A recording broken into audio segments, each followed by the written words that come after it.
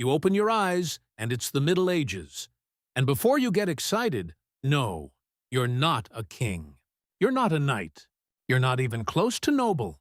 You're a peasant, just like almost everyone else who ever lived back then. No castle, no servants, no warm bath waiting for you. Today, you're going to live through one single day in that life. Just one day, start to finish. And by the end, you'll understand why historians call this one of the most miserable stretches of human existence. Comment below where you're watching this from, because trust me, wherever you are right now, it's better than where you're about to go. Your house is one room. That's it, one room for everything. It's your bedroom, your kitchen, your living room, and your barn, because the animals sleep inside too. Chickens, goats, maybe a pig. They keep the place warm, and they keep it disgusting. The floor is dirt, actual dirt. Every step kicks up dust, and you breathe it all day long. The windows have no glass, just crooked wooden shutters that barely close. So the light gets in, the cold gets in, and so do the flies. By nightfall, those same gaps let out whatever warmth you spent all day trying to trap. You don't sleep on a mattress. You sleep on straw stuffed in a sack. And that straw comes with roommates, lice, fleas. You stopped fighting them years ago. At this point, they're just tenants who never pay rent. Your whole family sleeps in this one room, too. Parents, siblings, kids, and somehow an uncle who showed up 2 years ago and never left. Privacy isn't a concept here. It doesn't exist yet.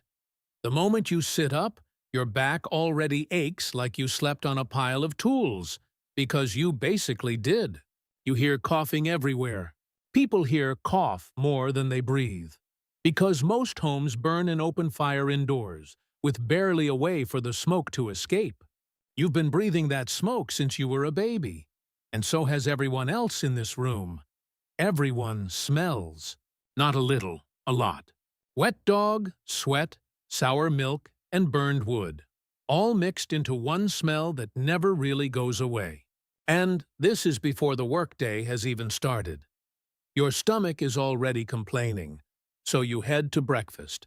Good news, breakfast exists. Bad news, breakfast exists. It's a bowl of pottage, a stew that's been simmering for longer than you've been alive. Nobody makes a new batch. They just keep adding to the old one. Grains, roots, random vegetables, maybe a bean, maybe a pebble that fell in by accident. The stew is older than most of the people eating it. Your spoon is a carved stick, the same one someone used yesterday on a farm animal. Hygiene hasn't been invented yet. Next to the bowl sits your bread, and calling it soft would be generous. This bread could crack a skull. It's baked from cheap flour mixed with sawdust or bark just to stretch it further. You soak it in the stew until your teeth stand a chance against it. And sometimes the flour itself turns dangerous. Certain grains carried a fungus that caused hallucinations, and in the worst cases, death, and nobody in the room would have known why. For breakfast, everyone drinks beer. Kids included. Not because anyone loves the taste that early, but because water can kill you faster than a blade. Rivers and wells are full of parasites, animal waste, and whatever the town dumped upstream. Beer gets boiled during brewing, which kills most of what would make you sick. It's weak beer, barely any alcohol, called small beer, and you could drink it all day without getting drunk. It's not a treat, it's survival. About 20 minutes later, your stomach declares war. Not a gentle ache, a twisting pain that hits you like a spear from the inside, and you know instantly that something in that pot was never meant for a human body. There's no bathroom. There's no toilet. You've got two choices. Squat over the family bucket while everyone watches, because yes, everyone is watching. Even the family goat has used that same bucket before. Or go outside and add to what the entire street has already been dumping for years. The street smells like a swamp mixed with something worse. People pour buckets straight out their windows, sometimes shouting a warning first, sometimes not. It all mixes together into a thick, brown, bubbling sludge, human waste, animal dung, rotting food, dead rats, and rainwater. When it rains, it floods. When it's hot, it steams. Children play near it. Dogs eat from it. And it all runs downhill, straight into the same river the whole town drinks from. This single habit turned medieval cities into death traps. Dysentery, typhoid, and other waterborne diseases spread constantly. People were sick so often they assumed it was just how life worked. Some historians believe the average person in a crowded medieval town carried intestinal parasites for their entire life and never even knew it. It was a system so efficient at spreading disease that it killed tens of millions of people across Europe, and nobody connected the dirty water to the deaths for another 500 years. If you're finding this as unsettling as I did researching it, that's exactly why this video needed to exist. Hit subscribe, because we're only about a third of the way through this day, and it gets stranger from here. Your stomach still hasn't calmed down. It burns. It growls. It feels like something inside you is trying to escape. So naturally, it's time to see a doctor. Except there isn't one. Not for someone like you. Real doctors work for kings and bishops. You get the village multitasker, the same man who cuts hair, pulls teeth, drains blood, and probably brews his own beer in the exact same bucket he uses for amputations. He doesn't wear gloves. He doesn't wash his hands. Soap exists, technically, but he's saving it for a special occasion that will probably never come. You walk in clutching your stomach, and before you can even explain, he already has his diagnosis ready. Your humors are unbalanced. Medieval science believed the body ran on 4 fluids: blood, phlegm, yellow bile, and black bile. And sickness meant one of them had tipped out of balance. His fix is simple. Drain you like a barrel. He ties a rag around your arm, grabs a rusty blade that looks suspiciously like a butter knife, and opens a vein to let the bad blood out. You walked in dehydrated. You walk out with half your blood volume gone and a real chance of collapsing in the mud outside. He might even ask for a sample of your urine, not to test it, just to stare at it and guess what's wrong by the color and the smell. If bloodletting doesn't work, and it never does, there's always leeches, kept squirming in what used to be someone's bathwater.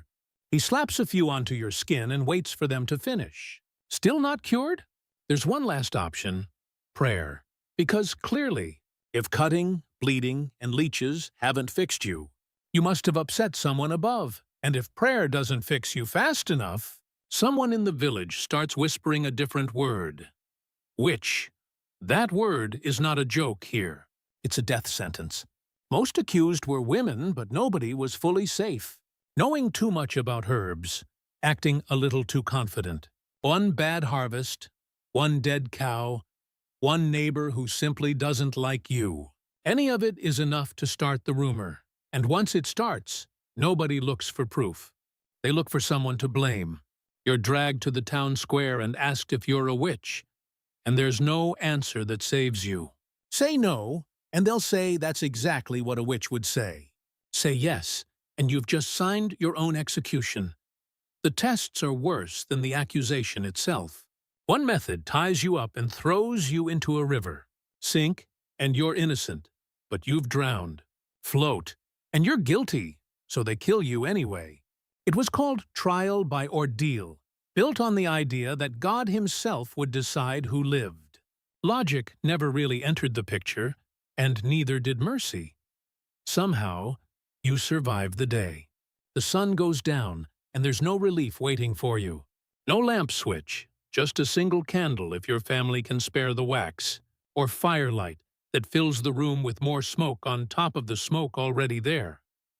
You lie back down on the same lice-filled straw, next to the same animals, in the same room as everyone you've ever known. Tomorrow will look almost exactly like today. Same pottage, same bucket, same fear of getting sick, getting accused, or simply not waking up. And this wasn't a bad day. This was every single day. Not for one unlucky family, but for almost everyone alive during this era.